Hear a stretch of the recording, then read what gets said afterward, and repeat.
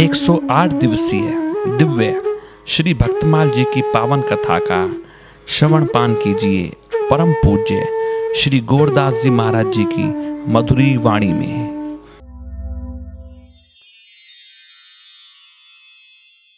वंदेहम श्री गुरो श्रीयुतपदकमलम् श्रीगुरुन् वैष्णवांश्च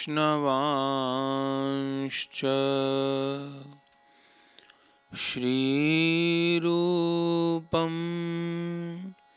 साग्रजातं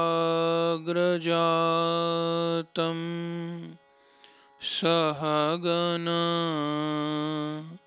रघुनाथान्वितं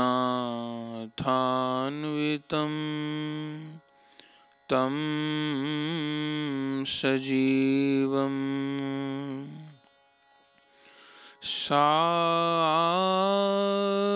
साद्वैतं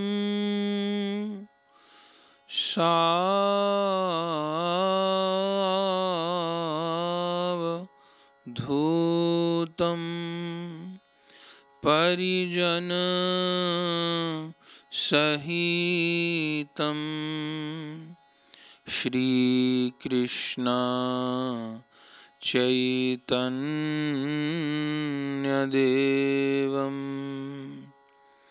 श्री राधा कृष्ण पादान् सहगण ललिता श्री विशाखान्वितांश्च।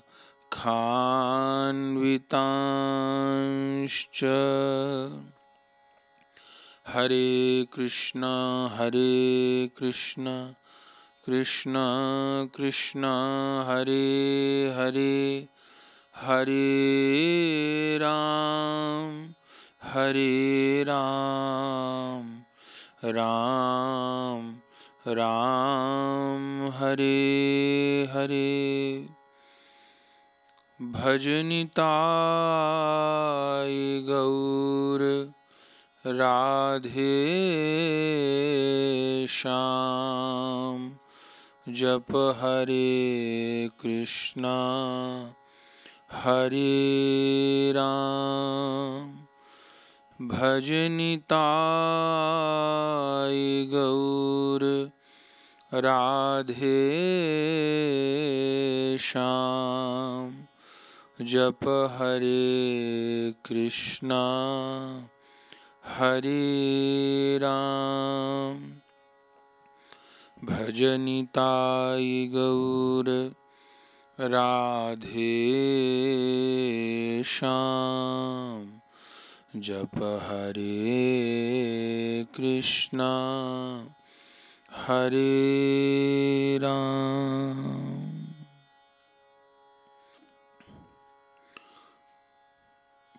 परम करुण पतित पावन अशरण शरण दीन बंधु नवद्वीप बिहारी श्री निताई गौर हरि सरकार, वृंदावन बिहारी श्री राधा माधव जुगल सरकार, श्रीमद् राधा रमन चरणदास देव बड़े बाबा जी महाराज, श्री सद्गुरुदेव की अकारण करुणा के फलस्वरूप श्रीधाम वृंदावन में आश्रम श्री गौर कृपा धाम में विराजमान होकर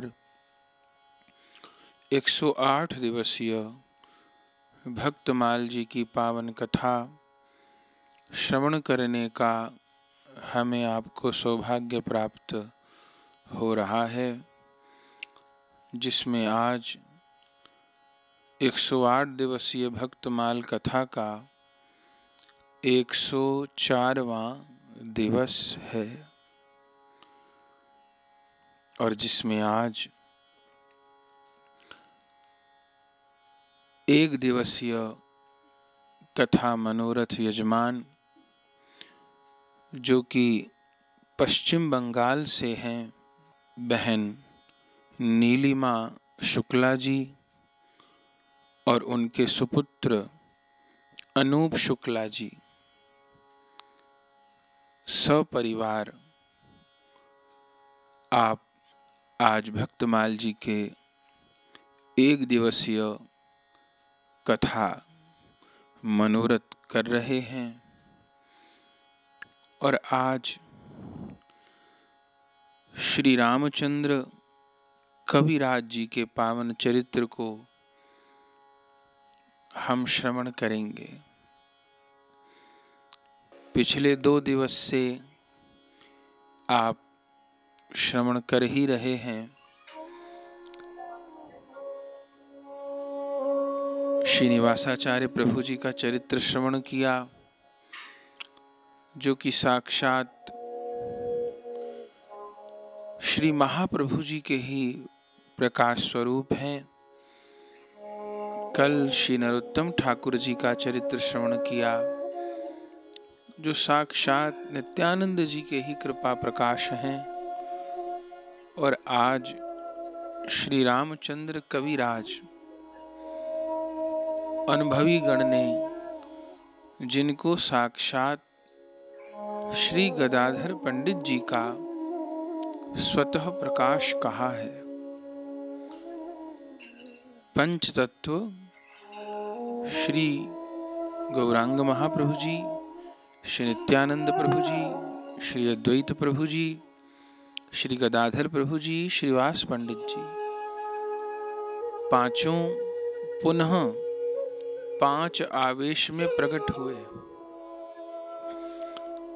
जिनमें श्री रामचंद्र कविराज गदाधर प्रभु जी का प्रकाश है। श्री रामचंद्र कविराज जी का परिचय बीच बीच में निवासाचार्य प्रभु जी और नरोत्तम ठाकुर जी के चरित्र में भी आता रहा, पर आज स्वतंत्र रूप से उनकी चर्चा करेंगे। बंधुओं, श्री रामचंद्र कविराज जी का जन्म बंगाल के वर्धमान जिले के श्रीखंड ग्राम में हुआ। आपके पिता श्री चिरंजीव सेन और माता जी श्री सुनंदा देवी, और आपके एक और छोटे भाई थे जिनका नाम था गोविंद कविराज। उस समय में वैद्य प्राय कविराज कहलाते थे, जो वास्तव में रचना में, गायन में श्रेष्ठ होते थे, उनको भी कविराज की उपमा प्रदान होती थी। लेकिन वैद्य वंश के भी श्रेष्ठ जन को कविराज नाम से संबोधित किया जाता था। तो श्री रामचंद्र जी वैद्य वंश में प्रकट हुए और छोटी अवस्था में ही आपके पिताजी का निधन हो गया था। तब बहुत समय तक आपकी माताजी आपके छोटे भाई को लेकर नाना जी के घर पर रहीं, और बाद में फिर आप बंगाल के मुर्शिदाबाद जिले के तिलिया बूधरी नामक गांव में आकर के बस गए और वहीं पर निवास करने लगे। और शुभ समय में आपका विवाह भी हुआ। रत्नमाला नामक एक परम विदुषी कन्या से आपका विवाह संबंध भी पक्का हुआ। श्री रामचंद्र कविराज जी विवाह करके स्वयं दुल्हा वेश में घोड़ी पर सवार होकर और अपनी नवविवाहिता पत्नी को पालकी में लेकर अनेक अनेक बारातियों के साथ अपने ग्राम बुधूरी के लिए लौट रहे थे, तभी एक अद्भुत घटना घटी। निवासाचार्य प्रभु जी का चरित्र आप सब भक्तगण श्रवण कर चुके हैं। श्री निवासाचार्य प्रभु जी उस समय याजी ग्राम में ही थे और अपने शिष्य भक्तों के साथ भगवत भागवत प्रसंग में लीन थे। एक वृक्ष के नीचे विराजमान होकर भजन कर रहे थे। तभी वह बारात निकली, जिसमें आगे आगे राजकुमार वेश में रामचंद्र कविराज दुल्हा रूप में और पीछे उनकी नवविवाहिता पत्नी दुल्हन रूप में पालकी में जा रही हैं। अब प्रभु की लीला, रामचंद्र कविराज जी निवासाचार्य प्रभु जी के जन हैं, तो कैसे भी हो के प्रभु को स्वीकार करवाना है। जबकि निवासाचार्य प्रभु जी तो लीन थे सत्संग में, पर जो गाजे बाजे की आवाज आई तो एक क्षण के लिए निवासाचार्य प्रभु जी ने दृष्टि उठा के देखा और सामने ही दुल्हा वेश में श्री रामचंद्र कविराज दिखाई दिए। बहुत सुंदर थे रामचंद्र कविराज जी। उनके दिव्य सौंदर्य का खूब वर्णन ग्रंथ में मिलता है। तो उनको देख करके निवासाचार्य प्रभु जी बड़े आनंदित हुए। बहुत सुंदर रूप था। लेकिन दूसरे ही क्षण अपने जो वैष्णव सत्संगी बैठे थे उनसे बोले, देखो कितना सुंदर युवक है, कितना सुंदर। इसकी ललाट की रेखा बता रही है कि ये कितना मेधावी है, कितना योग्य है। लेकिन विवाह बंधन में बंध करके गृहस्थ आश्रम में प्रवेश कर रहा है और गृहस्थ आश्रम में सांसारिक रूप में बंधने के बाद फिर कहाँ भजन पूजा साधना का अवकाश प्राप्त होता है। इसका सुंदर रूप, इसकी योग्यता प्रभु को समर्पित न हो पाई। यह संसार को समर्पित होने जा रहा है। अगर इसकी योग्यता, इसकी युवावस्था, इसकी विद्या भगवत सेवा में, श्री कृष्ण चरण सेवा में अर्पण हुई होती तो एक बहुत बड़ा कार्य होता। इसका ललाट बता रहा है, यह सिद्ध महापुरुष होता अगर इसका जीवन श्री गोविंद को अर्पण हो गया होता। ये बात कोई व्यंग रूप में नहीं कही निवासाचार्य प्रभु जी ने। बस सड़क पर बारात जा रही है, लौट रही है ब्याह करके, और निवासाचार्य प्रभु जी बैठे हैं और सहजता में उनके मुख से ये बात निकल गई। उनके शिष्यों ने ये बात कितनी सुनी पता नहीं, पर बंधुओं एक एक शब्द श्री रामचंद्र कविराज जी के कान में चले गए। पूर्व संस्कार मानिए कि गुरु कृपा का प्रभाव मानिए या भगवत इच्छा मानिए, ये शब्द जो निवासाचार्य प्रभु जी ने बोले श्री रामचंद्र कविराज जी के कान में चले गए। और जैसे उन्होंने इन बातों को सुना कि मेरे लिए वे संत ये कह रहे हैं कि यदि इस युवक का जीवन भगवान को समर्पित हो जाता तो बहुत बड़ा कार्य होता, यह सिद्ध महापुरुष होता। पर इसका जीवन भगवान की सेवा की बजाय केवल विषय सेवा में समर्पित होने जा रहा है। ये शब्द उनके कान में पड़े और ऐसा जैसे हृदय के भीतर बिजली खेल गई हो। और कितनी देर लगी होगी ये शब्द कहने में और सुनने में, उतनी सी देर में सब कुछ बदल गया। और उसी समय बस वो जैसे तैसे बारात घर पहुंची होगी और अपनी पत्नी का मुख दर्शन भी नहीं किया, और उसी समय भी रामचंद्र कविराज श्री निवासाचार्य प्रभु जी के चरणों में आकर पड़ गए। अब ये सामान्य घटना नहीं है, ये कुछ चरित्र अपवाद जैसे है।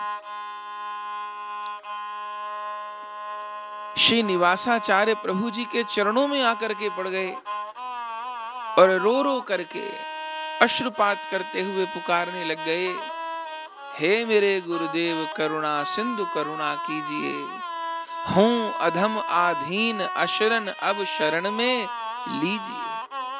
प्रार्थना करने लग गए गुरुदेव को, मेरे भव बंधन को, माया के बंधन को काट दीजिए और मुझे आप प्रभु के योग्य बना दीजिए, मुझे आप सेवा के योग्य बना दीजिए। मैं अपना जीवन आपके चरणों में समर्पित करता हूं। मुझको माया का दास नहीं, जगत का दास नहीं, मुझको श्री कृष्ण का दास बनना है। हे गुरुदेव मुझ पर कृपा करिए। अब ये सब बानक तो प्रभु का ही बनाया हुआ था। और बंधुओं, वे ऐसे आए श्री निवासाचार्य प्रभु जी के चरण कमलों में। बड़ी आश्चर्य की सी बात है, जादू भरी बात है कि ऐसा भी हो सकता है।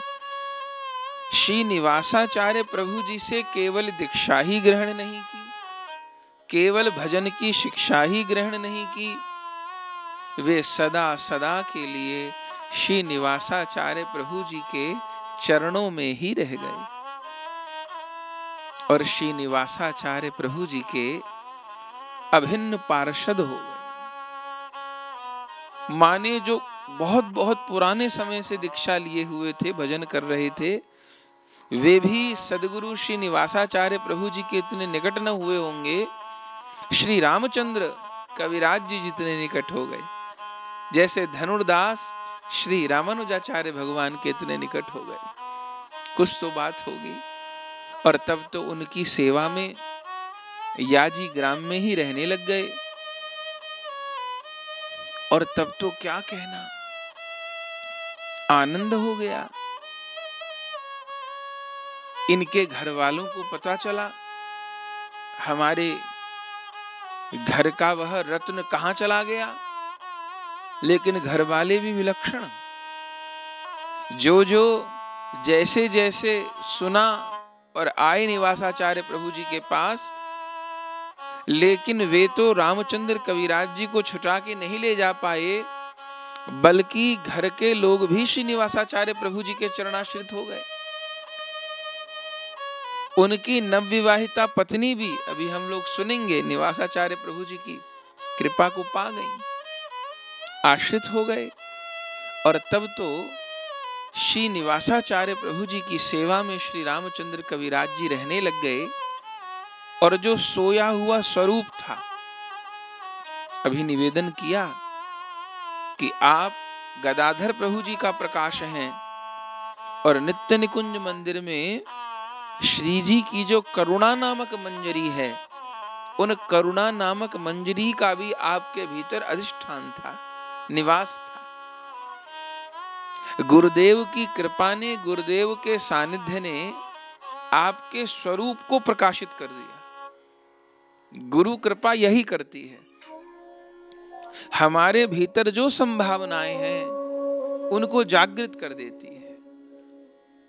और जिनको गुरु शरणागति प्राप्त नहीं होती, या जिनके हृदय में गुरु निष्ठा के फलस्वरूप भगवत कृपा की अनुभूति नहीं होती, उन जन के जीवन में उनकी संभावनाएं कभी प्रकट ही नहीं हो पाती। और एक दिन जीवन ही समाप्त हो जाता है, पर जीवन में जो उपयोगिताएं थीं वो कभी प्रकट ही नहीं हो पाती, अवसर ही नहीं मिलता उनको। और अगर कोई प्रकट होती है तो नकारात्मक दिशा में प्रकट हो जाती है, तो सर्वनाश का कारण बन जाती है। लेकिन गुरु सानिध्य में ही एक अनुभवी भगवत प्रेम प्राप्त महापुरुष के सानिध्य में ही योग्यता का विकास होता है, ऊर्जा का विकास होता है, और वह ऊर्जा सही दिशा में काम करती है। तो आपके स्वरूप का प्रकाश श्री निवासाचार्य प्रभु जी की शरण में दिव्य रूप में हो गया। और कल हमने सुना कि निवासाचार्य प्रभु जी के दूसरे अभिन्न परिकर हैं श्री नरोत्तम ठाकुर जी। संग ही संग तो जीव गोस्वामी जी के यहाँ शिक्षा पाई है ना। तो श्री निवासाचार्य प्रभु जी से दीक्षा के उपरांत फिर श्री रामचंद्र कविराज जी का परिचय श्री नरोत्तम ठाकुर जी से हुआ। कैसे हुआ? निवासाचार्य प्रभु जी से रामचंद्र कविराज जी की दीक्षा हुई, घर वालों को भी कृपा प्राप्त हुई, और फिर उनकी माता जी ने और परिवार के लोगों ने निवासाचार्य प्रभु जी को बुधरी में, जहां उनका निवास स्थान था, वहां आमंत्रित किया। और तब तो पूरा घर ही उस रंग में रंग गया।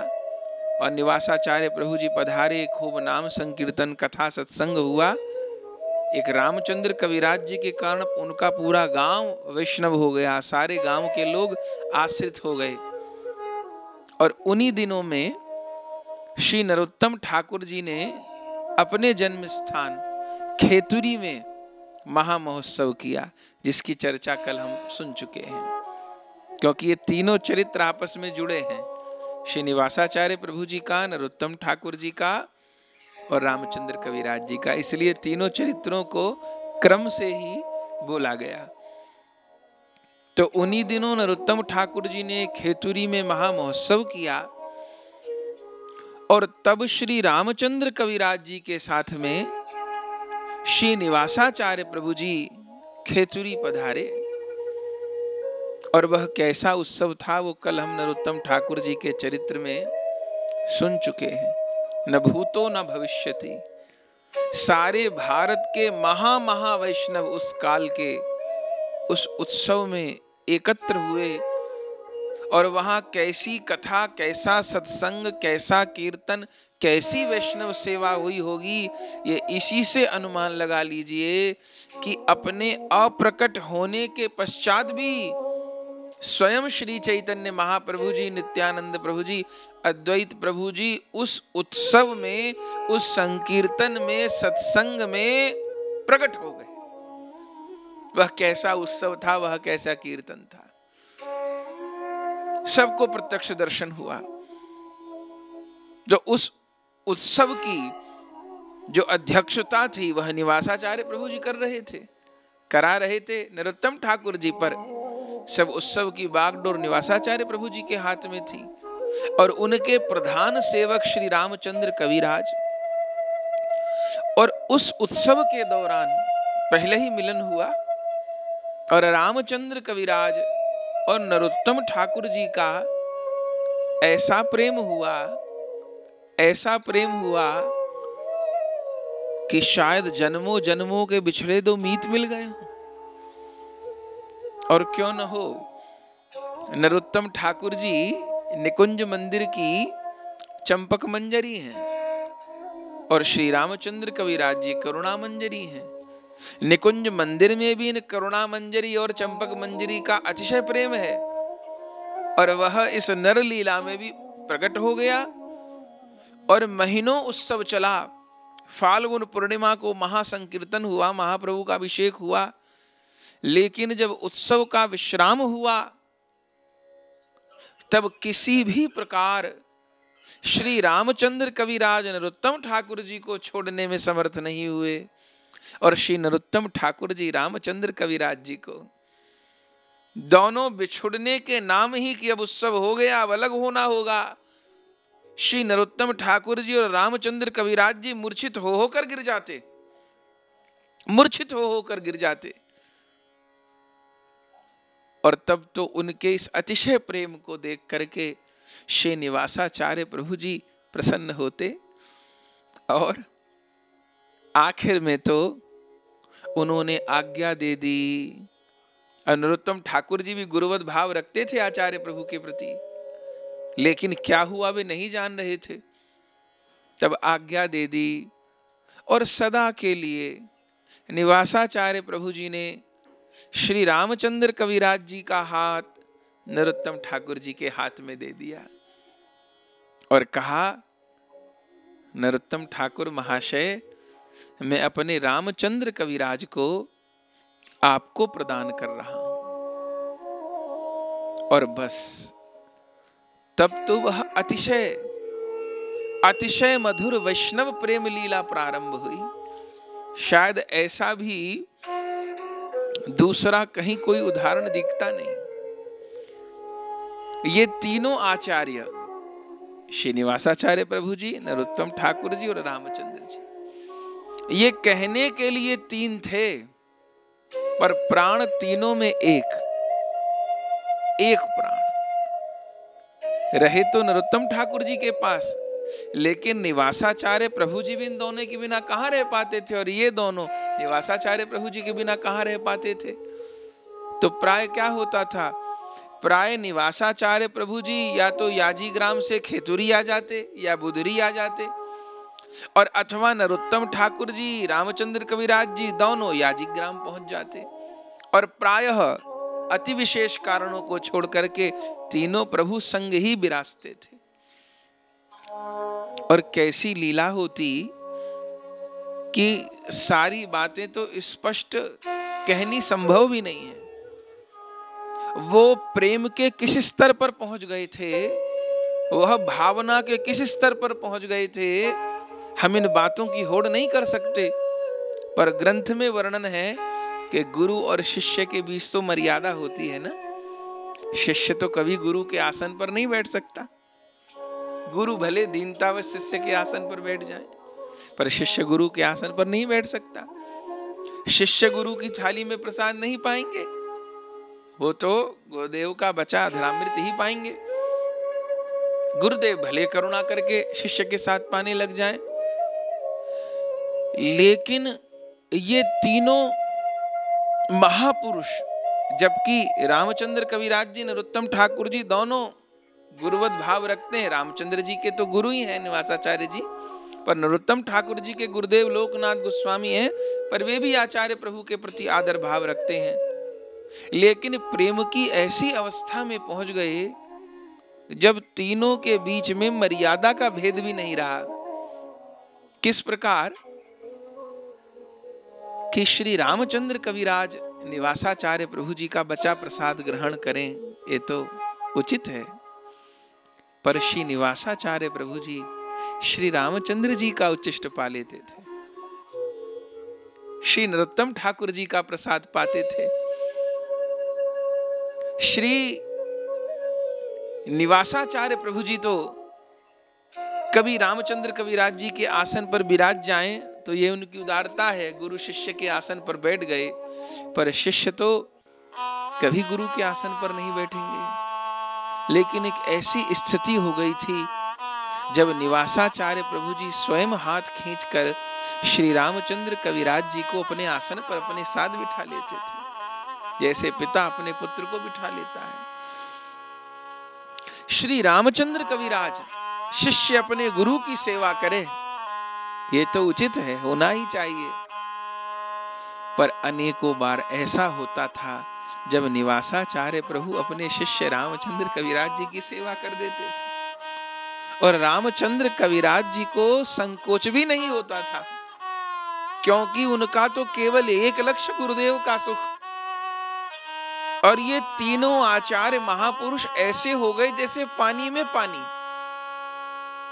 प्रगट लीला भले इस धराधाम पर कर रहे थे, लेकिन इनके भीतर वही मंजरी स्वरूप इस प्रकार अवस्थित हो गया जैसे नित्य निकुंज धाम में राधा रानी की सखियों के भीतर कोई संकोच नहीं है, परस्पर एकदम मधुर सख्य भाव है, ऐसे ही इन तीनों आचारों के मंजरी स्वरूप प्रकट हो जाते थे आपस में मिलते ही।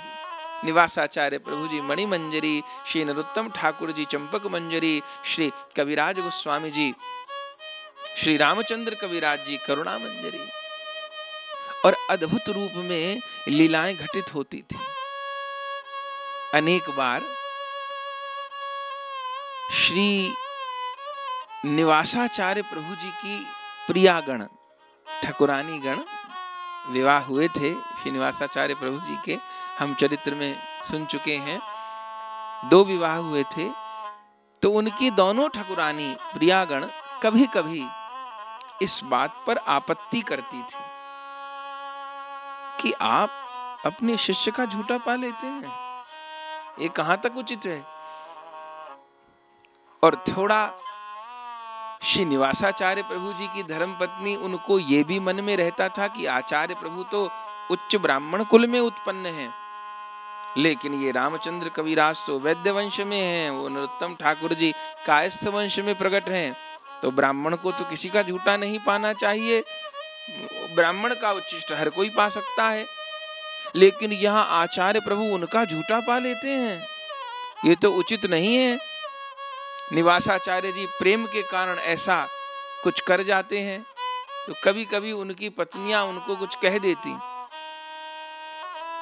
जब एक बार ऐसा उन्होंने कोई तर्क किया, तब निवासाचार्य प्रभु जी ने अपनी ठकुरानी को बस इतनी बात कही कि इनकी देह में और मेरी देह में कोई अंतर मत मानना, ये नरोत्तम और रामचंद्र कविराज मेरी 2 भुजाएं, मेरे स्वरूप, कोई अंतर मत मानना। और ठीक ही तो बात है, जैसे महाप्रभु जी ने नित्यानंद प्रभु और गदाधर प्रभु से भेद नहीं माना, ऐसे ही गौर प्रेम मूर्ति निवासाचार्य प्रभु जी ने नरोत्तम ठाकुर और रामचंद्र कविराज जी में कोई भेद नहीं माना।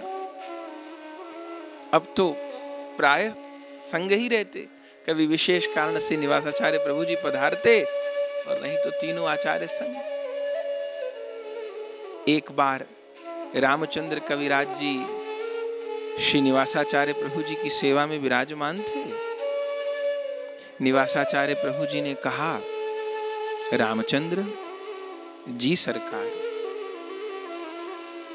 तुमने विवाह तो किया है जी सरकार, और अपनी पत्नी को लेकर के अपने निवास स्थान पे लौट रहे थे जी सरकार, और तभी हमारी बात सुन करके वैराग्य हो गया और नव विवाहिता पत्नी को छोड़े आए जी सरकार, और उसके बाद तुमने खबर नहीं ली अपनी धर्मपत्नी की जी सरकार।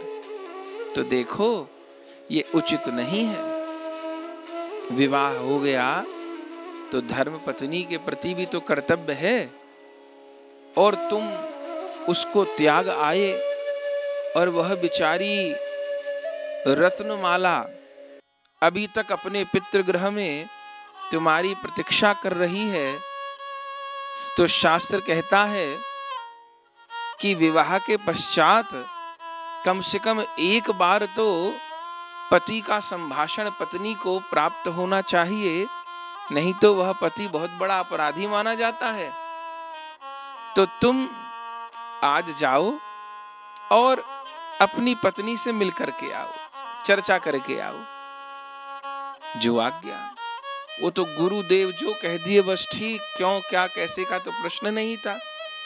उसी समय रामचंद्र कविराज जी गुरुदेव को प्रणाम करके चल पड़े और पहुंच गए। उनकी जो पत्नी थी नवविवाहिता, उसने कोई त्याग नहीं दिया था, वो तो जिसने माथे में सिंदूर लगा दिया, और भक्त थी वो भी, और सुनती थी मेरे पति इतने बड़े महापुरुष के चरणाश्रित हो गए हैं तो प्रसन्न होती थी, कोई विरोध नहीं करती थी, पर बाट देखती थी दुख तो होता होगा अपने पति के बिना। अचानक पहुंच गए रामचंद्र कविराज जी और दूर से उनकी पत्नी ने अपने पति को आते देखा, भरोसा नहीं हुआ, दौड़कर आकर के अपने पति के चरणों में अश्रु भरे नेत्रों से गदगद वाणी से प्रणाम किया है। आदर पूर्वक अपने पति को भीतर लेकर के गई हैं। घर में सब परिवार के लोगों ने महान उत्सव मनाया है, अपने पति के चरण धुलाए हैं, दिव्य प्रसाद पवाया है, बहुत आदर पूर्वक बिठाया। और फिर सब लोग प्रसन्न हुए, अरे अपने पत्नी को त्यागे नहीं है, ये तो आ गए। और तब अपनी पत्नी के साथ एकांत में रामचंद्र कविराज जी विराजे। पर बलिहार, ऐसे पति को भी कोटि प्रणाम और ऐसी पत्नी को भी कोटि प्रणाम। विराजे साहब, अब संसार में तो कोई क्या समझ सकता है, पर अद्भुत चरित्र है रामचंद्र कविराज जी का। विराजे पहली बार अपनी स्त्री के निकट हैं और पहली बार स्त्री अपने पति के निकट है। लेकिन जैसे ही बैठे और उनकी पत्नी ने ये पूछा कि गुरुदेव भगवान तो सकुशल हैं, सब सुख में हैं, आपका भजन तो परम सुख में चल रहा है, बस गुरुदेव की स्मृति हुई और पूरी रात श्री रामचंद्र कविराज जी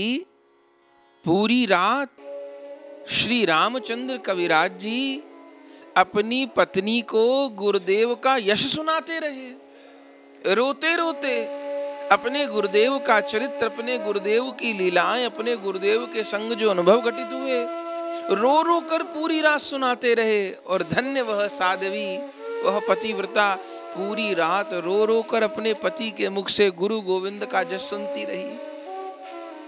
सारी रात कब निकल गई, गुरुदेव की चर्चा करते करते, लीला की चर्चा करते करते रामचंद्र कविराज जी को तो पता नहीं पड़ा।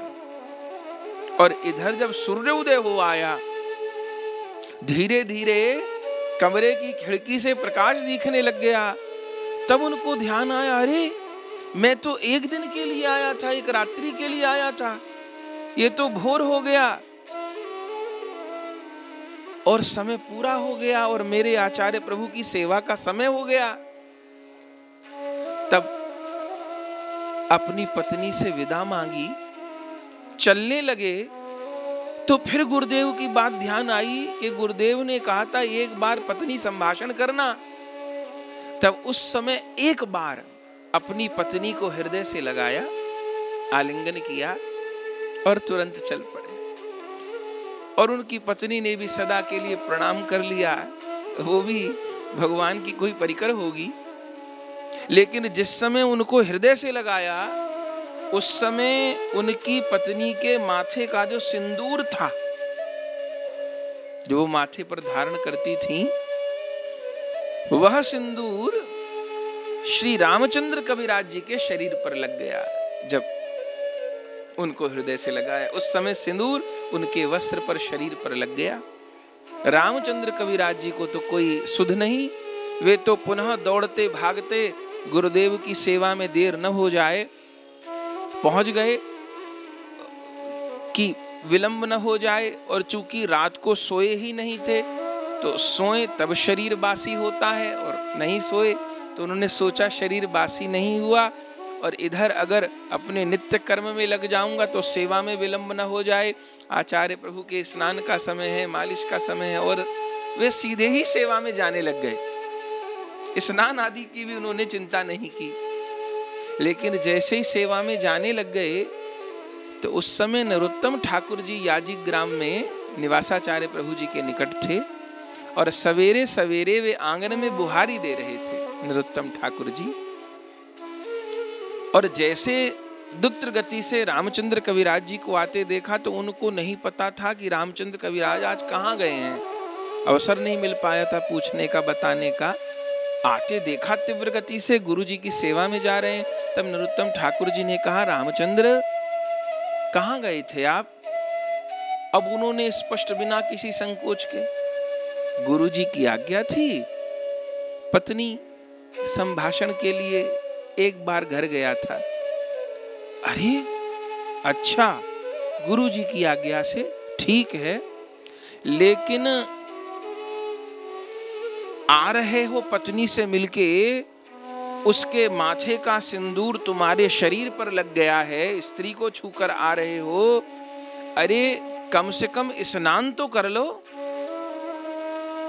वस्त्र तो पलट लो, स्नान करके शुद्ध अवस्था में गुरुदेव की सेवा में जाना। ये इन चिन्हों को तो कम से कम हटा लो, कोई मर्यादा रही कि नहीं रही।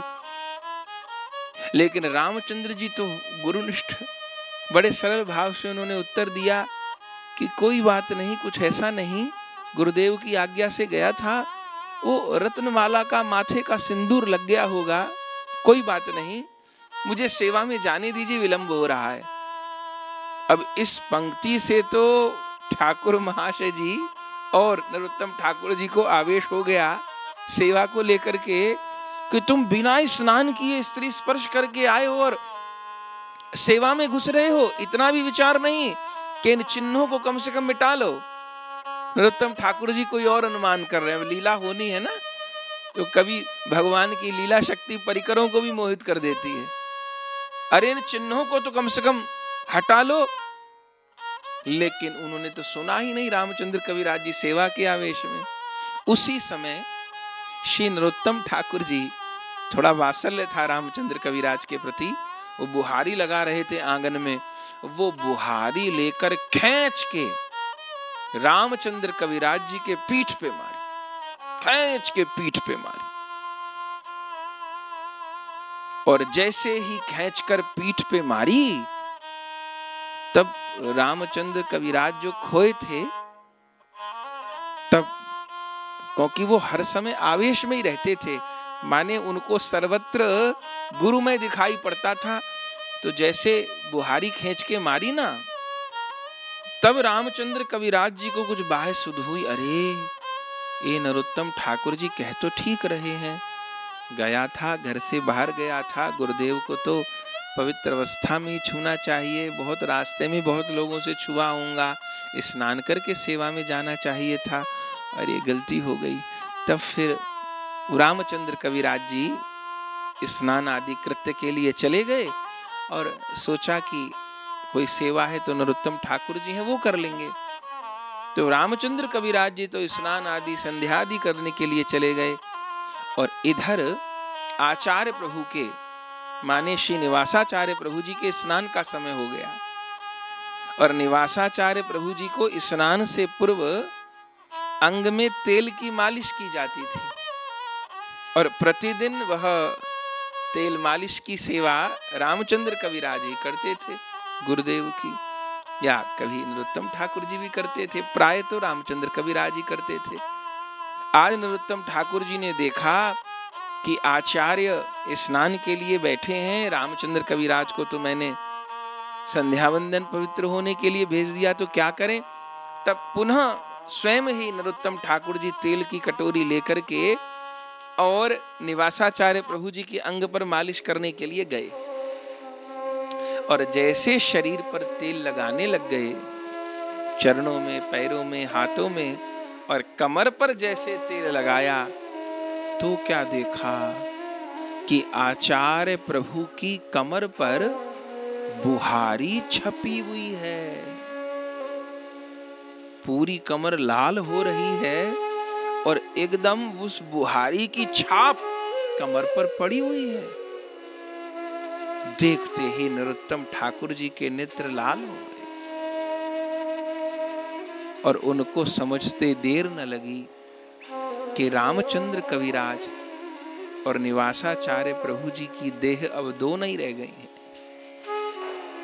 अब ये गुरु शिष्य प्रेम की उस अवस्था पर पहुंच गए हैं जहां गुरु और शिष्य की देह का भी भेद खत्म हो जाता है, उस अवस्था पर पहुंच गए हैं। तो मैंने प्रहार रामचंद्र कविराज जी की पीठ पर किया, और परिणाम ये हुआ कि उस झाड़ू का प्रहार, उसकी छाप, आघात आचार्य प्रभु की कमर पर छप गई। इतना बड़ा पाप जिन आचार्य प्रभु के चरणों की वंदना करता हूं, उनकी कमर पर झाड़ू की छाप मारी मैंने, झाड़ू मारी। अब इस हाथ को, जिस हाथ ने निवासाचार्य प्रभु के प्रति अपराध किया, इसको उचित दंड दूंगा। और बोले कुछ नहीं, बस गुरुजी की मालिश करते करते मन में विचार कर लिया कि आज रात इस सीधे हाथ को मैं अग्नि में जला दूंगा, आग में जला दूंगा, जिस हाथ ने आचार्य प्रभु का अपराध किया। और कहते हैं जैसे ये संकल्प किया, अब गुरुदेव तो अंतर्यामी, दोनों ही बात छिपी नहीं रही। तब आचार्य प्रभु की मालिश हो रही है, श्री नरोत्तम ठाकुर जी कर रहे हैं, और मालिश कराते कराते आचार्य प्रभु क्या बोले, ए देशे विचार नाई बाप रे बाप। बाप रे बाप इस देश में विचार नहीं है। कैसे? बोले ए देशे विचार नाई बाप रे बाप, दिने भारे झाटार बाड़ी, रात्रे पोड़ाए हाथ। बाप रे बाप इस देश के लोगों में विचार रत्ती भर नहीं रहा। दिन में तो झाड़ू की मूठ मारते हैं, कमर पे झाड़ू मारते हैं, और रात में हाथ जलाने की सोचते हैं। और जैसे ये बात कही तो नरोत्तम ठाकुर जी फपक करके आचार्य प्रभु के चरणों में पड़ गए और लाख लाख भांति से उनसे क्षमा मांगी। इतनी देर में रामचंद्र कविराज जी भी आ गए। तब आचार्य प्रभु ने सारी बात समझाई। नरोत्तम ठाकुर, रामचंद्र कविराज है शिष्य लीला में, पर ये उस स्थिति में, निष्ठा की उस स्थिति में पहुंच गए हैं जिस स्थिति में शिष्य के भीतर गुरुदेव पूरी तरह उतर जाते हैं। रामचंद्र कविराज कभी किसी मर्यादा में कमी नहीं छोड़ते गुरुदेव के प्रति, लेकिन गुरुदेव का सुख, गुरुदेव की भावना ही इनकी भावना है, और ये अपने चित्त वृत्तियों का संपूर्ण समर्पण एकात्म गुरुदेव की चित्त वृत्तियों में कर चुके हैं। अब इनकी और मेरी देह में फर्क नहीं मानना। उस समय से नरोत्तम ठाकुर जी का जो थोड़ा सख्य भाव था रामचंद्र कविराज जी के प्रति, उसमें आदर भाव आ गया। और तब तो और आनंद पूर्वक समय बीतने लग गया। ऐसे रामचंद्र कविराज जी। और निवासाचार्य प्रभु जी के चरित्र में हमने सुना था कि उस दस्यु राजा वीर हामवीर पर, जिसने सारे ग्रंथ चुरवा लिए थे, निवासाचार्य प्रभु जी ने कृपा की थी। वन विष्णुपुर का राजा था वो, और फिर निवासाचार्य प्रभु जी से दीक्षा ली थी। लेकिन वह निवासाचार्य प्रभु जी से दीक्षा तो ली थी, लेकिन संकोच था कुछ निवासाचार्य प्रभु जी से। तो निवासाचार्य प्रभु जी से हर बात पूछने में संकोच करता था। छोटी छोटी भी जिज्ञासाएं होती हैं, पूछने में संकोच करता था। तो किससे पूछता था राजा? राजा रामचंद्र कविराज जी से पूछता था। वे वैसे गुरु भाई हैं, लेकिन रामचंद्र कविराज जी को अपना शिक्षा गुरु मानता था, और स्तुति करते हुए गुरुदेव के बाद रामचंद्र कविराज जी को प्रणाम करता था। और कोई पूछता था तो यही कहता था कि मेरे शिक्षा गुरुदेव तो रामचंद्र कविराज जी हैं, उनकी कृपा से ही मुझे गुरुदेव की महिमा समझ आई है। और प्रायः फिर निवासाचार्य प्रभु जी भी अपने शिष्यों को शिक्षा देने के लिए रामचंद्र कविराज जी को भेजते थे। कैसी चित्तवृत्ति थी उनकी। एक बार मुनि विष्णुपुर के राजा वीर हामवीर ने निवासाचार्य प्रभु जी को बुलाया। प्राय बुलाते ही थे, कभी उत्सव होते थे, कभी कीर्तन होते थे, कभी कथा सत्संग होते थे, बुलाया। और फिर कृपा करके निवासाचार्य प्रभु जी अनेक अनेक दिन राजा के यहाँ रह भी जाते थे। राजा बड़े भक्त थे, बड़े सेवक थे, और अपना लीला स्मरण और संध्या के समय सत्संग होता था, राजा की जिज्ञासाओं का समाधान होता था। तो जिस बार निवासाचार्य प्रभु जी को बुलाया, किसी कारण से रामचंद्र कविराज जी नहीं जा पाए। निवासाचार्य प्रभु जी अकेले ही कुछ सेवकों के साथ गए। राजा ने बहुत स्वागत सत्कार किया और इधर शाम को सत्संग होता था और सवेरे तो अपना सारा भजन पूरा करते ही थे। सवेरे का जो समय है संतों का, वो तो अपनी साधना में बीतता ही है। तो सत्संग चल रहा था। एक दिन की बात, श्री निवासाचार्य प्रभु सवेरे भजन करने के लिए बैठे।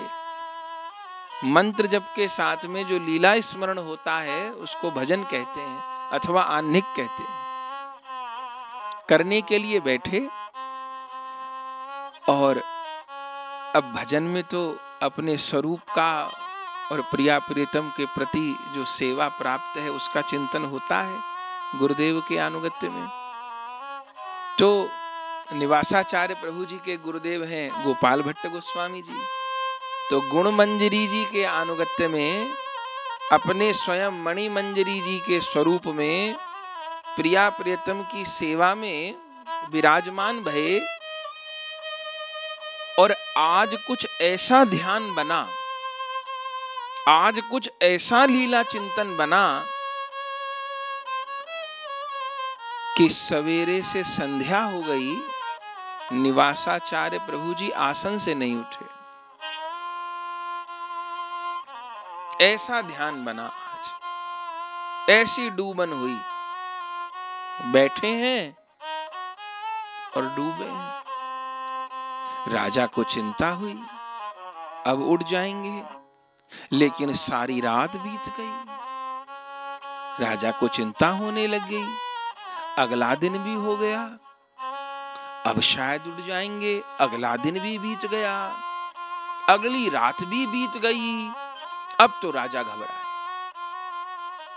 वैद्य को बुलाया, हकीमों को बुलाया और उन्होंने निवासाचार्य प्रभु जी को स्पर्श किया। अब वैद्य हकीम आएंगे तो नब्ज ही देखेंगे। नब्ज देखी, निवासाचार्य प्रभु जी की नब्ज नहीं है। अब तो राजा घबरा गए, ये हुआ क्या? वैद्य ने तो कह दिया, अरे तुम्हारे गुरुदेव बड़े बड़भागी हैं, वो तो भजन करते करते ध्यान करते करते देह को त्याग चुके हैं। अब मृतक देह को रखने से क्या लाभ, अब इनका संस्कार करो। अब ये सुन के तो राजा के पैरों के नीचे से मानो धरती निकल गई हो। अरे ऐसा कैसे हो सकता है? गुरुदेव तो सत्संग करने आए, कथा करने आए और कर सवेरे भजन के लिए बैठे और ऐसे बैठे कि बैठे रह गए। ऐसा तो नहीं हो सकता, ऐसा नहीं हो सकता कि मेरे गुरुदेव शरीर त्याग दे। वैद्य ने कहा, राजा साहब और शरीर कैसे त्यागेंगे? नब्ज नहीं चल रहा है, हृदय की गति नहीं मिल रही है, एकदम शरीर स्पंदन रहित हो गया है, निश्चल हो गया है, अब कुछ नहीं है शरीर में, अब तैयारी करिए। तो वैद्य ने अपनी बात कह दी, हकीम ने अपनी बात कह दी, पर राजा वीर हामवीर को फिर भी भरोसा नहीं हुआ। सोचने लगे, इस समय किसकी सहायता लूं, कौन बताएगा कि श्री निवासाचार्य प्रभु जी को क्या हुआ है। बहुत हिलाने पर पूछने पर भी निवासाचार्य प्रभु तो ध्यान मग्न है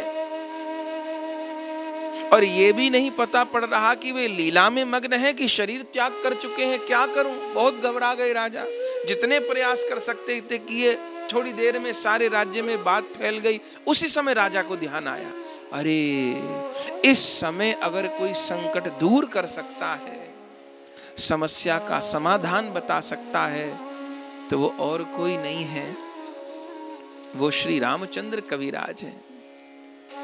उनको बुलाया जा रहा है। तुरंत तेज चाल के घोड़ों को भेजा सेवकों के साथ और रामचंद्र कविराज जी को हाथ जोड़ करके पत्र में प्रार्थना लिखी, तत्क्षण आप जिस अवस्था में उस अवस्था में वन विष्णुपुर आ जाइए।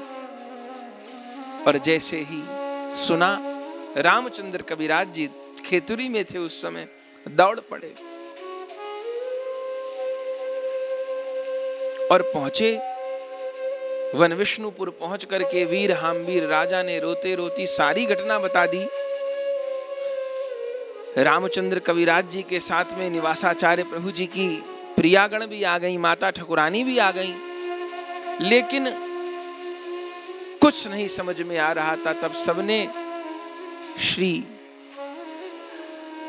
श्री निवासाचार्य प्रभु जी की धर्म पत्नी भी श्री निवासाचार्य प्रभु जी के मन की गति को नहीं जान पाई। तब सबने रामचंद्र कविराज जी की ओर देखा। तब रामचंद्र कविराज जी ने सबको सांत्वना दी और कहा, चिंता मत करो, गुरुदेव को कुछ नहीं हुआ, गुरुदेव कुशल हैं, तो उनको स्वस्थ कर दीजिए, ठीक है, कुछ समय लगेगा।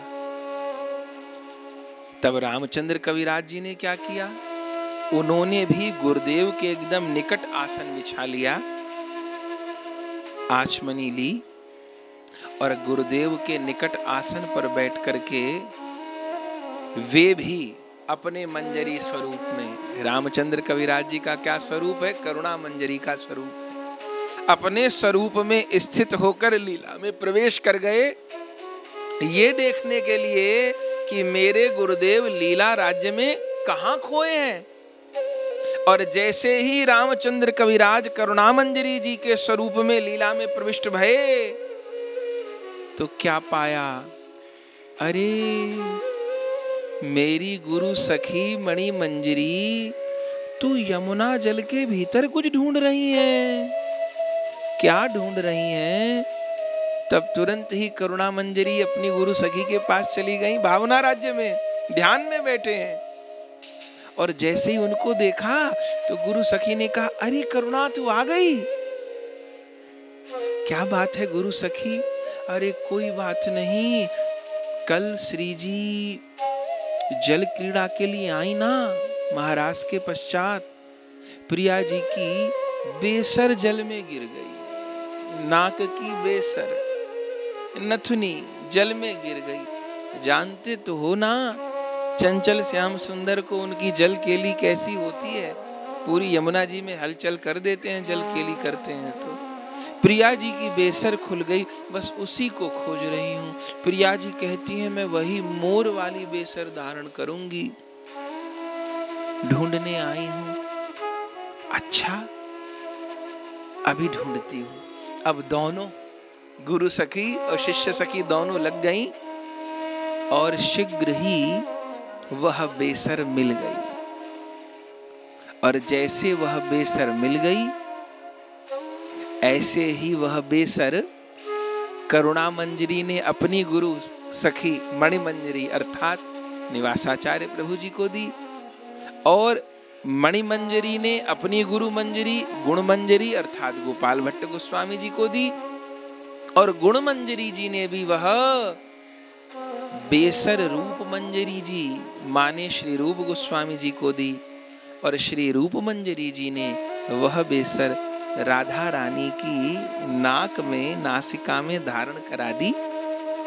और तब तो श्री जी बड़ी प्रसन्न हो गई, मणि मंजरी से कहा, अरे तुझे तो इतनी देर हो गई थी, कहाँ मिली। तभी मणि मंजरी ने कहा, प्रिया जी ये सब इस करुणा मंजरी की कारीगरी है, यही ढूंढ के लाई है। अच्छा बड़ी चतुर हो गई है।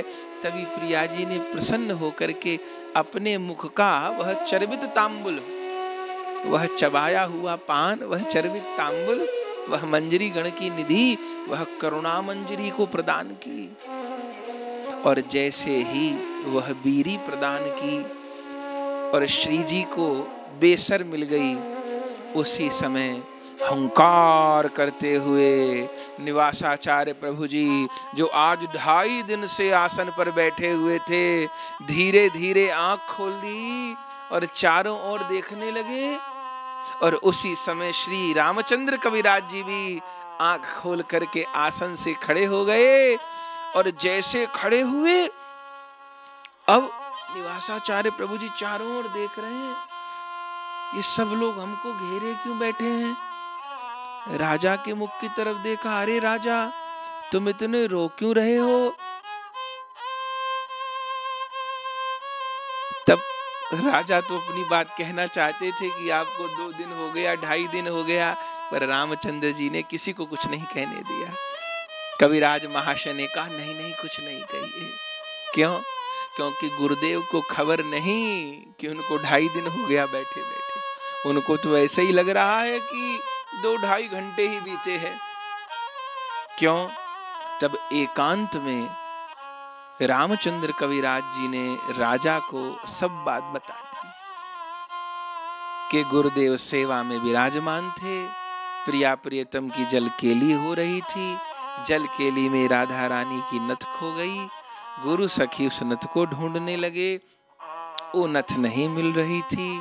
मैंने सेवा में प्रवेश करके गुरु सखी की सहायता कर दी, नथ मिल गई और उस नथ ढूंढने के परिणाम स्वरूप यह चर्वित तांबुल मिल गया, जिसकी महक सुगंध पूरे महल में छा रही है। इस लीला को करुणा मंजरी कविराज गोस्वामी जी तो कहते रहे और वीर हामवीर राजा व्याकुल होकर के सुनते रहे, चरणों में पड़ गए और हाथ जोड़ करके प्रार्थना करने लगे कि हे कविराज गोस्वामी पाद, यदि आप नहीं हो तो हम गुरुदेव के स्वरूप को जान न पाए। हम तो उनको साधारण ही व्यक्ति मान लें, कोई साधारण महात्मा मान लें।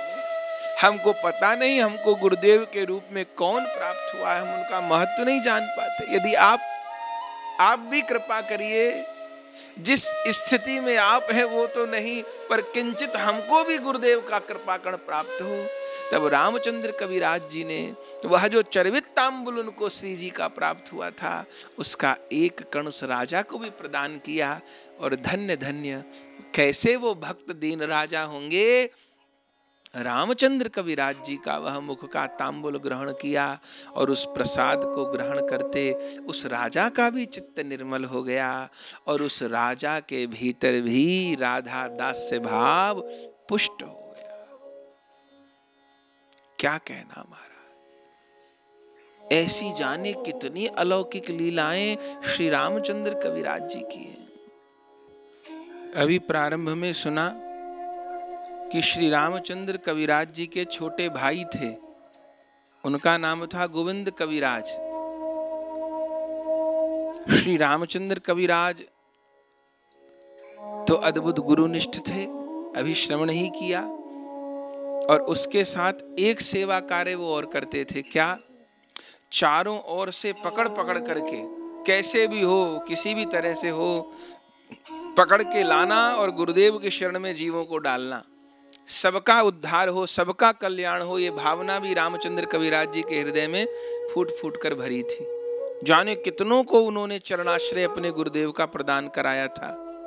लेकिन उन रामचंद्र कविराज जी के सगे छोटे भाई गोविंद, वह वैष्णव नहीं थे, वह गुरुदेव के शरणागत नहीं थे। क्यों? रामचंद्र कविराज जी ने उनको समझाया भी बहुत था, लेकिन वह गोविंद दुर्गा देवी जी के भक्त थे, दुर्गा जी के बड़े भारी भक्त थे और पंडित भी थे, कवि भी थे। बड़े बड़े पदों की रचना उन्होंने की थी। आज तक बंगाल में उनके बंगला के देवी के पद स्तुतियां गाई जाती हैं, इतने बड़े थे, बहुत बड़े पद करता हुए गोविंद। तो वे देवी के बड़े अनन्य भक्त थे, अच्छी बात है। पर रामचंद्र कविराज जी का जब भी अपने छोटे भाई से मिलना होता था, तब वे अपने भाई को कहते थे, देखो भैया, जितने भी देवी देव हैं वे सब श्री कृष्ण के ही अंश अंशांश हैं। श्री कृष्ण सबके स्वामी हैं और सब देवता श्री कृष्ण का ही भजन करते हैं। दुर्गा देवी जी तो स्वयं ही यशोदा जी के गर्भ से प्रकट हुई हैं और भागवत जी में लिखा है, श्री कृष्ण ने ही उनको आशीर्वाद दिया है कि आप कलयुग में अम्बा, अम्बालिका, चंडिका, काली, गौरी इन नामों से जानी जाओगी, लोगों की वांछा की पूर्ति करोगी। तो सबकी भक्ति का फल श्री कृष्ण की भक्ति है। तो मैंने कितने लोगों को गुरुदेव के चरणाश्रित करा दिया, पर आप मेरे सगे भाई हो, लेकिन आप कृष्ण भक्ति में नहीं लगते, इस बात का मुझे बहुत दुख है। तो बहुत समझाया करते थे, लेकिन गोविंद बड़े कट्टर थे देवी जी के, वो कोई बात नहीं सुनते थे, सुन लेते थे पर मानते कुछ नहीं थे। तब क्या करें, अब रामचंद्र कविराज जी की बहुत इच्छा थी कि मेरा भाई भी वैष्णव बने, किससे कहें। तब एकांत में उन्होंने प्रभु से ही प्रार्थना करनी प्रारंभ की। हे प्रभु, हे गुरुदेव, आप कृपा करो जिससे ये मेरा भाई गोविंद भी गुरुगत हो जाए। कोई मेरी बात कैसे मानेगा? लोग कहेंगे रामचंद्र कविराज अपने शरीर के सगे भाई को तो वैष्णव बना नहीं पाया और दूसरों को कहता है वैष्णव बन जाओ, तो कोई मेरी बात भी नहीं मानेगा, तो आप कृपा करिए। और जब प्रभु से और गुरुदेव से प्रार्थना करने लगे मन ही मन, तब तो लीला होने लग गई। क्या लीला होने लग गई? घर में बगीचा था रामचंद्र कविराज जी के, जहां बूधरी नामक स्थान पर रहते थे, और उस बगीचे में बड़े बड़े सुंदर फूल लगे थे।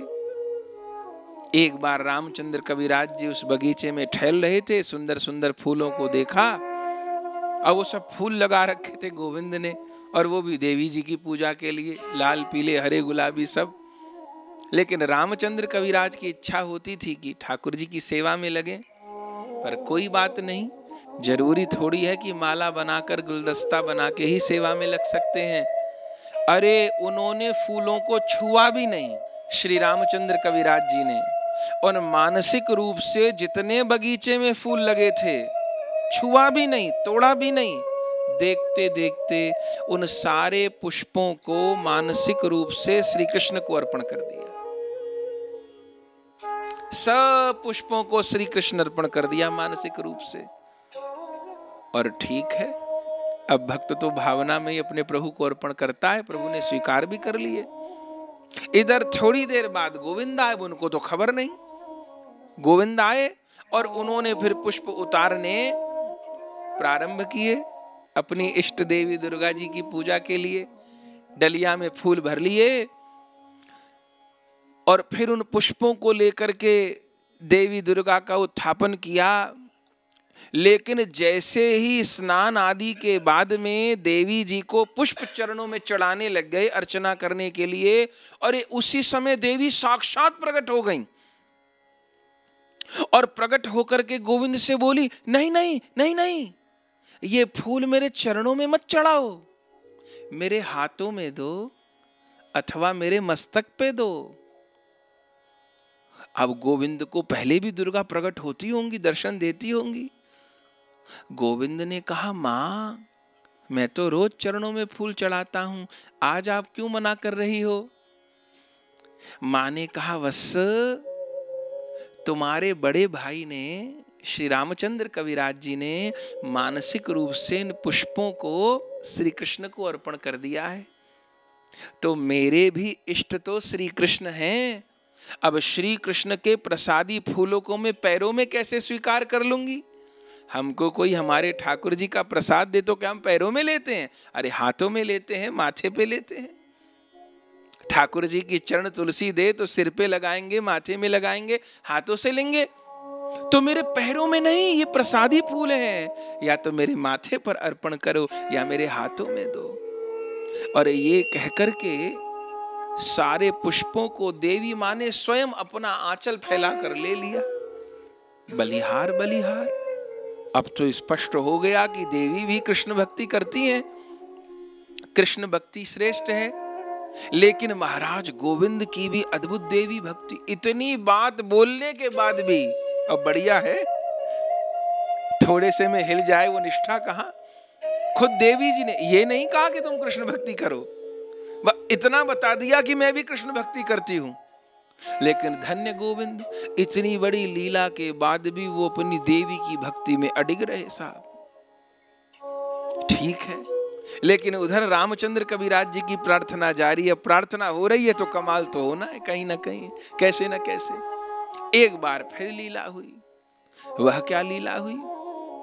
एक बार घर में कुछ वैष्णव अतिथि आए और विराजमान भये। श्री रामचंद्र कविराज जी विराजमान थे। उन वैष्णव का आतिथ्य स्वीकार किया, विराजमान किया उनको, और उन्होंने कहा कि महाराज हम रुकेंगे और शालिग्राम भगवान की उपासना करके ही कुछ पाते हैं, तो आपके यहाँ तो हरि मंदिर होगा। बोले जी जी आप पधारिए। स्नान आदि करके मंदिर में बैठे तो संयोग से गोविंद का भी दुर्गा जी की सेवा करने का वही समय था, पर अब लीला उनको आने में देर हो गई और उससे पहले जो उन गोविंद के सेवक थे वो आकर के सब सेवा की सामग्री रख देते थे, माने नैवेद्य, फूल, फल, मिठाई, मेवा, जो कुछ भोग में श्रृंगार में जो वस्तु काम आती थी वो सब रख देते थे। अब गोविंद को तो थोड़ा विलंब हो गया, वो वैष्णव आ गए। अब उनको तो खबर नहीं है सब नैवेद्य थाली में सजा सजा के किसके लिए रखा गया है। अब वो वैष्णव आए, उन्होंने शालिग्राम जी की सेवा की और शालिग्राम जी की सेवा करे बिना वो कुछ पाते नहीं थे। वो थालियों में भोग रखे थे, उन्होंने वह शालिग्राम जी को स्नान करने के बाद वह नैवेद्य की थाली शालिग्राम भगवान को अर्पण कर दी, तुलसी दल छोड़ करके। और कुछ प्रसाद तो उसमें से ले गए, कुछ प्रसाद वहीं रखा रहा। गोविंद को खबर नहीं, लीला बंसी वाले की। उन गोविंद राज को खबर नहीं। वे गोविंद कविराज आए और थाली देखी तो उनको तो देवी जी की आराधना करनी ही थी। सेवा आदि की उनको पता नहीं है, भोग लग चुका है, चूंकि थोड़ा प्रसाद और तुलसी दल तो वैष्णव लेके जा चुके थे, रामचंद्र कविराज दे चुके थे, रखा हुआ था। अब उन्होंने तो यही समझा ये अमनिया है, अनिवेदित है, देवी जी की उपासना की और वही श्री कृष्ण का शालिग्राम जी का भोग लगा हुआ प्रसाद देवी जी को अर्पण कर दिया। जैसे देवी जी को अर्पण किया, अरे देवी जी आज फिर प्रकट हो गई और बड़े चाव से वह मिठाई, मेवा, फल, दूध सब पाने लग गई। प्रकट होकर के, ऐसा पहले नहीं पाया था कभी उन्होंने, प्रकट होके पाने लग गई। गोविंद को लगा कि आज मां बड़ी रुचि से पा रही है, लगता है मुझे वर देंगी, बड़ी राजी हैं। हाथ जोड़ के पूछे, मां आप बहुत प्रसन्न हो रही हो, बहुत प्रेम से पा रही हो। मां ने कहा, हाँ पुत्र, तूने जैसा आज भोग लगाया ऐसा कभी भोग नहीं लगाया। क्यों मां, आज भोग में क्या विशेषता है और पहले क्या विशेषता नहीं थी? तब देवी भवानी ने गोविंद कविराज को कहा, पुत्र तू इससे पहले हमेशा अमनिया भोग लगाता था, माने सीधे सीधे मुझे भोग लगाता था। अरे मैं अमनिया नहीं खाती, मैं भी तो वैष्णव हूं ना, वैष्णवी देवी हूं, मैं वैष्णो देवी हूं। मैं कभी अमनिया नहीं खाती, मैं सदैव श्री कृष्ण का प्रसाद ही पाती हूं। अमनिया पाके मुझे बिल्कुल सुख नहीं मिलता, भक्त चढ़ाए तो जबरदस्ती की बात है। मुझे तो श्री कृष्ण का प्रसाद पाके ही तृप्ति मिलती है। आज पहली बार तूने मुझे तृप्त किया, मुझे प्रसाद दिया, मैं बहुत सुखी हूं। और अब की बार, अब पहली बार फूल की लीला में मां कुछ बोल के नहीं गई, पर अब की बार इतना कह गई, अब तू रोज मुझे कृष्ण प्रसाद ही अर्पण किया कर और देख मेरी भक्ति पूरी हुई, अब श्री कृष्ण की ही उपासना कर। हम सब देवी देव श्री कृष्ण की ही उपासना करते हैं। अब तो स्पष्ट संकेत दे दिया देवी ने, गोविंद कविराज जी को मान लेना चाहिए था, पर उनकी निष्ठा भी धन्य साहब, इतने पर भी उन पर असर नहीं हुआ, उन्होंने देवी की भक्ति नहीं छोड़ी, इतने पर भी असर नहीं हुआ। कैसी निष्ठा होगी उनकी, असर नहीं हुआ। अब देखो, जब इष्ट देव पहले संकेत करते हैं, अनेक बार संकेत करते हैं, फिर भाग्यवान को आदेश भी दे देते हैं और न माने ना, तब फिर दूसरा तरीका भी उनके पास, वो करते हैं। अब जब सब काम हो गए, नहीं माने गोविंद कविराज, तब देवी ने प्रतिकूल कृपा की। और क्या कृपा की कि उन गोविंद कविराज को असाध्य रोग हो गया, संग्रहणी का रोग हो गया, और परिणाम ये हुआ कि वह शैया पर पड़ गए और 1-2 महीने में ही शरीर मरणासन्न हो गया, जीवन की आशा छूट गई। वैद्यों ने आकर कह दिया कोई उपाय नहीं है, जीवन की आशा अब नहीं रही। और जैसे गोविंद कविराज को पता चला मेरे जीवन की आशा छूट गई, अब वो तो रात दिन जीवन भर देवी को ही भजा था, देवी जी के ही चरणों में पड़ गए, रो रो करके देवी माँ को मनाने लग गई, माँ मेरे से कौन अपराध हो गया जो मेरे जीवन की हानि हो रही है, माँ कृपा करो, मेरे रोग शोक का नाश करो। लेकिन देवी माँ इस बार नहीं प्रकट हुई। गोविंद कविराज ने बहुत पुकारा, बहुत पुकारा, बहुत पुकारा। तब आखिर में अब की बार स्वप्नादेश देवी का प्राप्त हुआ और स्वप्न में आकर के देवी भवानी ने क्या कहा, ए गोविंद कविराज, तेरा सब संकट दूर होगा, सब दुख दूर होगा, तू श्री कृष्ण का भजन कर। गोविंद कविराज ने कहा, मां मैं आपकी भक्ति करता हूं, आप कैसी हो जो अपने भक्त को कहती हो दूसरे इष्ट का भजन कर। मां ने कहा, देख पुत्र, हजारों जन्म मेरी भक्ति करके किसी को कृष्ण भक्ति प्राप्त होती है, आज तेरी वो अवस्था आ गई है। जैसे एक माँ बाप बेटी का लालन पालन करते हैं ना, जन्म से 20 बरस 25 बरस बेटी को पालते हैं, लिखाते हैं, पढ़ाते हैं, प्राणों से ज्यादा प्यारी रखते हैं बेटी को। लेकिन जब बेटी खूब हर प्रकार से योग्य हो जाती है, अब जीवन भर पढ़ाए लिखाए, जिंदगी कुर्बान कर दी बेटी के लिए, और बेटी जब युवा हो गई, योग्य हो गई, तब कोई योग्य वर ढूंढ के खूब पैसा खर्च करके दान दहेज लगा के उस बेटी को क्या किए, कन्यादान कर दिए कि नहीं कर दिए। दुनिया में यही होता है ना, खूब बेटी को पढ़ाते हैं लिखाते हैं, उसमें भी तो खर्चा होता है ना, संभाल के रखते हैं, बेटी को लाख बुरी निगाहों से बचाते हैं, और जब वह सब प्रकार योग्य हो गई तब फिर योग्य वर ढूंढते हैं उसके लिए, उसमें कितना परिश्रम होता है। और फिर योग्य वर मिल गया, अपने से भले बड़ी हैसियत का वर ले लिया, ओहो बाप जिंदगी भर की कमाई भी बेटी के लिए खपाने को तैयार हो जाता है, और फिर खूब खर्चा करके दान दहेज देके बेटी का कन्यादान कर देते हैं, विदा कर देते हैं, उसके बाद भी जीवन भर बेटी के घर देते ही रहते हैं।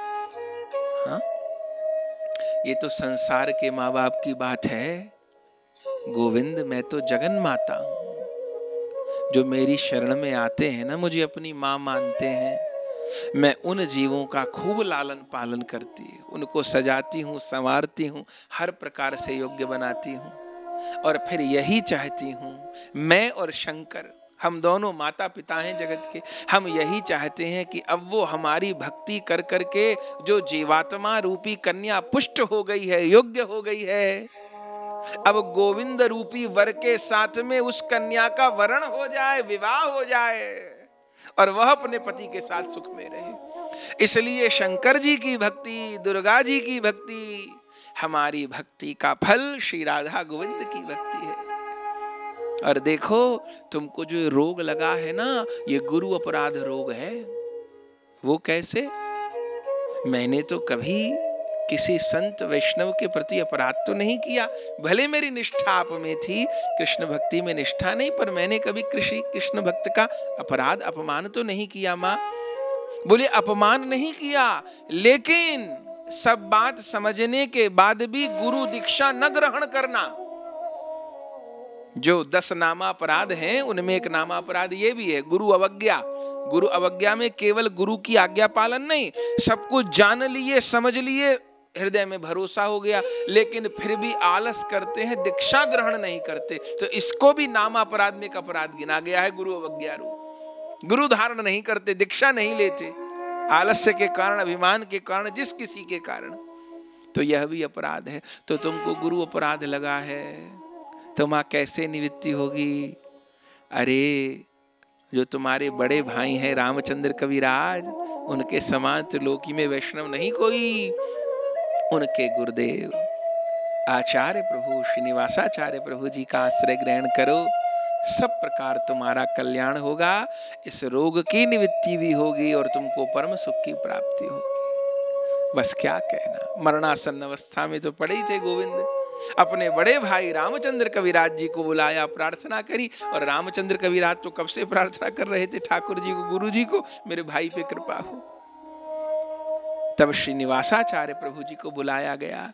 रामचंद्र कविराज जी के कहने पे कैसे नहीं आएंगे, सब काम छोड़ करके आचार्य प्रभु आए।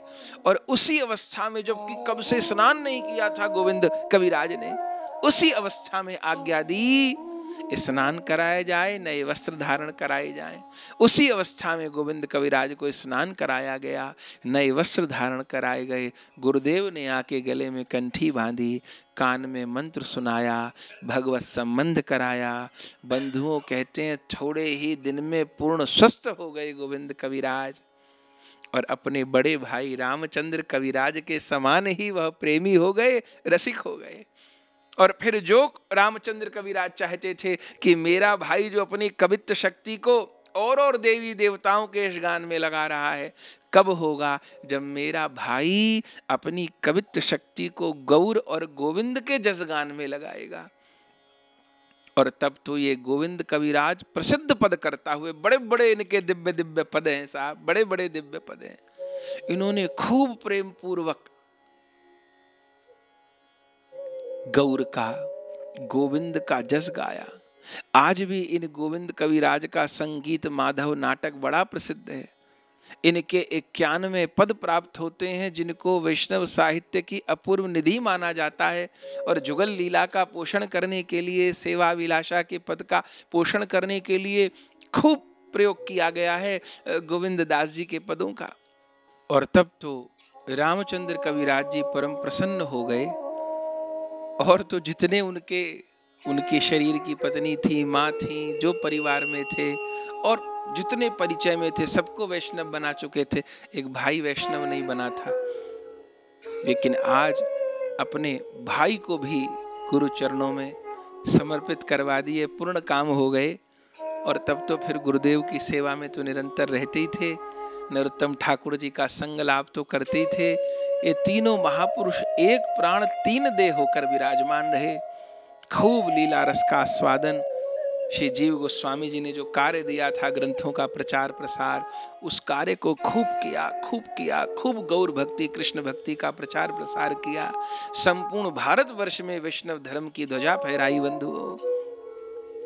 और फिर जब श्री निवासाचार्य प्रभु जी श्री गोपाल भट्ट गोस्वामी जी के तिरोभाव पर गुरुदेव के विरह में व्यथित होकर के श्री वृंदावन जाना चाहते थे, हमने सुना था पीछे चरित्र में। तब उस समय रामचंद्र कविराज जी भी अपने गुरुदेव की सेवा में साथ में श्री वृंदावन गए थे। और निवासाचार्य प्रभु जी विरह व्याकुल होकर के संवत 1660 में कार्तिक शुक्ल अष्टमी को निवासाचार्य प्रभु जी लीला में प्रविष्ट हुए।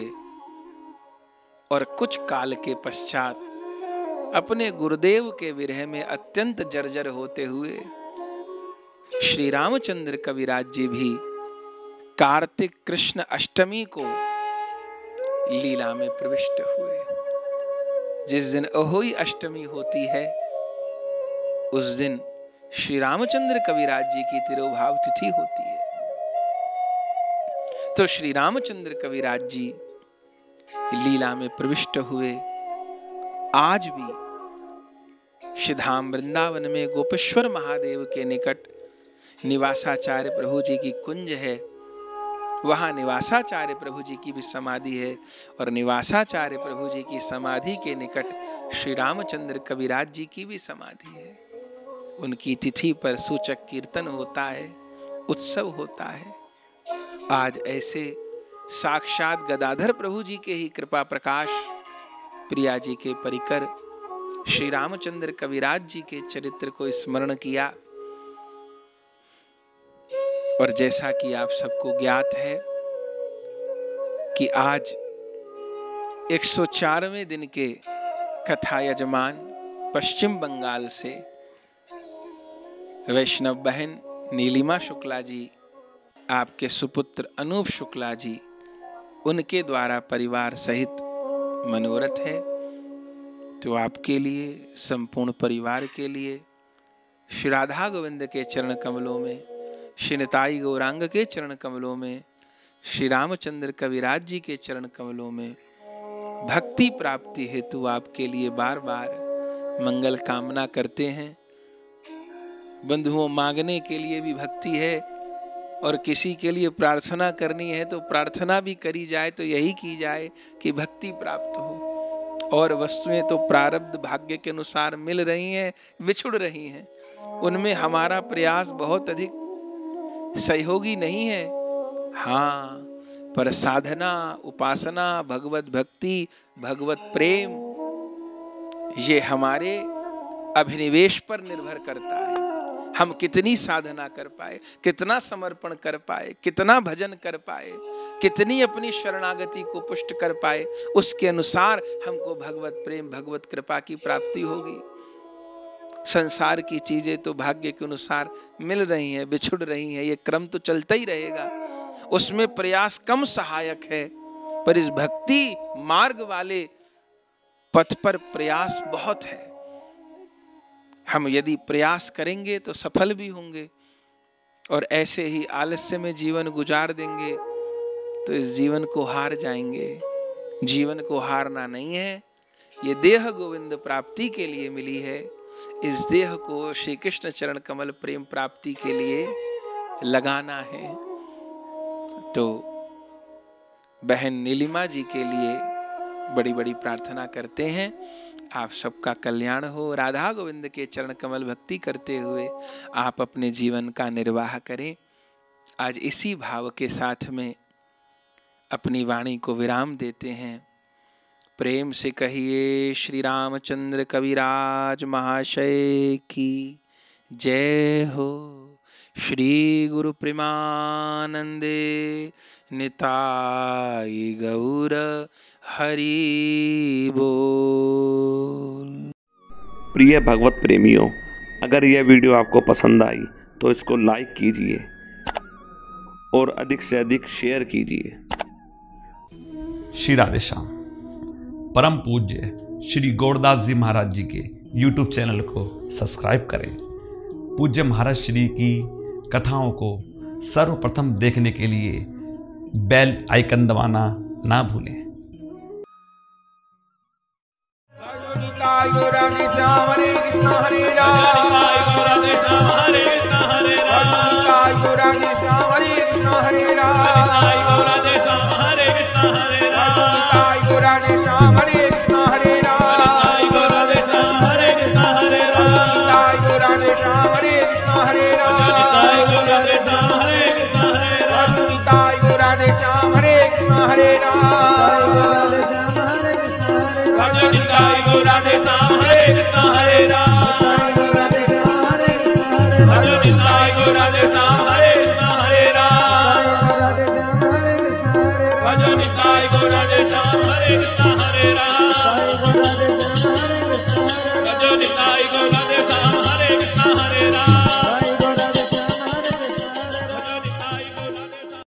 श्री वृंदावन धाम में श्री बांके बिहारी जी के मंदिर से 1 किलोमीटर की दूरी पर अटल्ला चुंगी के निकट परम पूज्य श्री गौरदास जी महाराज जी के आश्रम श्री गौर कृपा धाम का हम दर्शन कर रहे हैं, जहां श्री निताई गौरांग देव, श्री राधा गोविंद देव, श्री गिरिराज जी श्री मंदिर में विराजमान है, जहाँ विधिवत अष्टायाम ठाकुर जी की सेवा हो रही है और प्रत्येक एकादशी वैष्णव साधुओं द्वारा अष्टप्रहर हरिनाम संकीर्तन होता है और कथा सत्संग हॉल एवं भक्तजनों के ठहरने के लिए एसी एवं नॉन एसी कमरे के साथ भोजन प्रसाद की उत्तम व्यवस्था सुलभ है। यदि आप परम पूज्य श्री गौरदास जी महाराज जी के आश्रम श्री गौर कृपा धाम में ठहरना चाहते हैं या कोई जानकारी प्राप्त करना चाहते हैं तो संस्था के नंबरों पर संपर्क कर सकते हैं। हमारा नंबर है 9958163312।